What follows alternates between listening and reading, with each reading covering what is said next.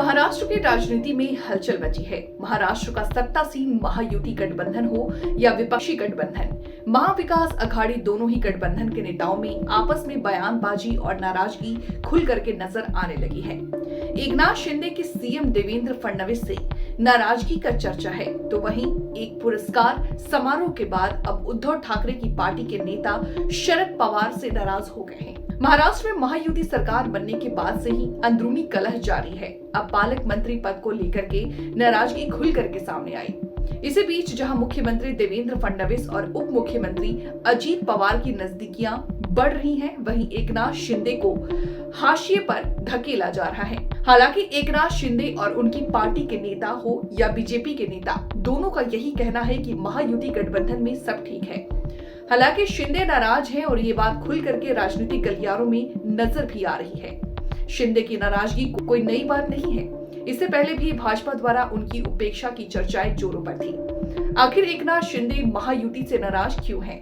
आइए जानते हैं इसके पीछे के प्रमुख कारण क्या है। मुख्यमंत्री पद और फिर गृह मंत्री पद न मिलने से असंतोष, रायगढ़ और नासिक के पालक मंत्री पद को लेकर के विवाद, शिंदे गुट के मंत्रियों के पीए और ओएसटी के नियुक्तियों में देरी, एसटी महामंडल के अध्यक्ष पद पर प्रशासकीय नियुक्ति, राजनीतिक नियुक्ति नहीं, शिंदे के कार्यकाल की फ्लैगशिप योजनाओं को मुख्यमंत्री द्वारा रोकना, आपदा प्रबंधक समिति से पहले बाहर किया गया फिर शामिल किया गया। शिंदे ने खुद माना कि पालक मंत्री पद पर विवाद यही वजह है कि एकनाथ शिंदे की महायुति गठबंधन हो या कैबिनेट बैठक, ज्यादातर बैठकों से वो दूरी ही बनाते नजर आ रहे हैं, जबकि देवेंद्र फडणवीस और अजीत पवार लगातार एक साथ विभिन्न कार्यक्रमों में नजर आ रहे हैं। शिंदे अक्सर इन बैठकों और आयोजनों से गायब रहते हैं। उनकी अनुपस्थिति से सियासी गलियारों में चर्चाओं को और बल मिलता है। शिंदे की गैर हाजिरी कहां देखी गई? आपको बता दें कि शिंदे 2 कैबिनेट बैठक में गैर मौजूद रहे। एक मंत्रिमंडल बैठक में सिर्फ ऑनलाइन उपस्थिति रही और साथ ही ठाणे मुंबई डीपीडीसी बैठक में अनुपस्थिति रही। आपदा प्रबंधक समिति की बैठक में गैर हाजिरी में एकनाथ शिंदे नाराज हैं। ये बात साफ है कि लेकिन वो राजनीतिक तौर पर कुछ कर नहीं पा रहे। इसके पीछे भी कारण है। फिलहाल महाराष्ट्र में बीजेपी और अजित पवार की ताकतवर स्थिति में है। बीजेपी के पास 132 और अजीत पवार के पास 42 विधायक हैं, जबकि बहुमत के लिए 144 विधायकों की जरूरत होती है। ऐसे में एकनाथ शिंदे की नाराजगी जताने के बजाय मुख्यमंत्री फडणवीस के लिए अजीत पवार के साथ रहना ज्यादा सुरक्षित राजनीतिक दांव माना जा रहा है, वरना उनकी खुद की पार्टी भी पूरी तरह टूट सकती है।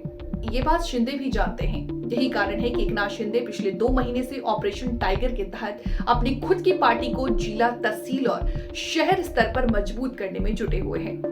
पिछले 2 महीनों में उद्धव ठाकरे की पार्टी और बाकी अन्य दलों से शिंदे की पार्टी में 100 से ज्यादा नेता, पदाधिकारी शामिल हो चुके हैं। आज ठाणे में यूबीटी के कोकण के बड़े नेता राजन साल्वी ने अपने सैकड़ों कार्यकर्ताओं के साथ शिंदे का हाथ पकड़ा।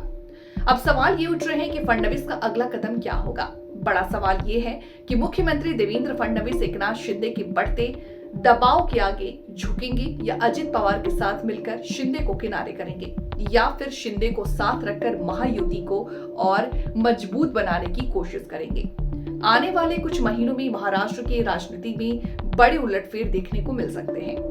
वहीं नई दिल्ली में पुणे की एक सामाजिक संस्था के सम्मान समारोह में शरद पवार ने एकनाथ शिंदे को अपने हाथों से सम्मानित कर दिया। पवार ने यह भी कहा कि शिंदे ने महाराष्ट्र की राजनीति को एक नई दिशा दी है। इसके बाद उद्धव ठाकरे की पार्टी के नेता नाराज हो गए। उन्होंने शरद पवार को ही नसीहत दे डाली कि एकनाथ शिंदे ने महाराष्ट्र के साथ गद्दारी की है। ऐसे में शरद पवार को उनका सम्मान नहीं करना चाहिए। इसके बाद एनसीपी से भी यूबीटी नेताओं के खिलाफ बयान आना शुरू हो गए हैं, यानी महायुति की तरह अब महाविकास अघाड़ी में भी दरार नजर आनी शुरू हो गई। शरद पवार के एकनाथ शिंदे के सम्मान पर यूबीटी के नेताओं के दिल पर छुरियां चल रही हैं।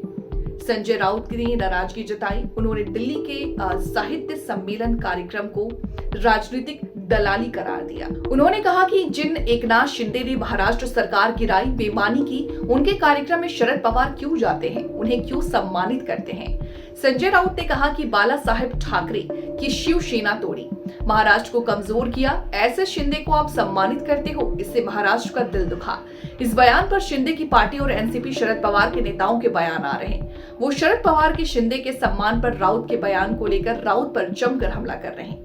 इस मामले में भाजपा नेता और केंद्रीय मंत्री ज्योतिरादित्य सिंधिया ने भी राउत पर निशाना साधते हुए एक्स पर पोस्ट किया।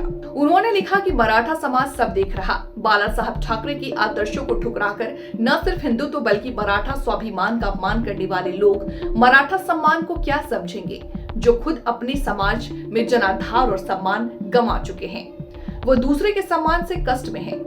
सिंधिया के आरोप का संजय राउत ने भी जवाब दिया। उन्होंने एक पोस्ट में कहा कि सर इतिहास समझिए, वीर महाजी शिंदे एक महान स्वाभिमानी मराठा योद्धा थे। उनके नाम पर पलापूट पुरस्कार देना महाजी शिंदे का अपमान है। एकनाथ शिंदे को जियाजीराव शिंदे के नाम पर पुरस्कार देने पर कोई आपत्ति नहीं। महाजी के ने दिल्ली के सामने कभी दंडवत नहीं किया था। इसी बीच दिल्ली में जो सम्मान समारोह था उसमें यूबीटी सांसद संजय दिना पाटिल भी बैठे दिखाई दिए। इसके बाद चर्चा शुरू हो गई कि क्या यूबीटी सांसद शिंदे की पार्टी ज्वाइन करेंगे। आज ही ठाणे में उद्धव ठाकरे के कोकण के बड़े नेता राजन साल्वी एकनाथ शिंदे के शिवसेना में शामिल हो रहे हैं। ऐसे में एकनाथ शिंदे के सम्मान समारोह में यूबीटी सांसद संजय दिना पाटिल की मौजूदगी कई सवाल खड़े कर रही है।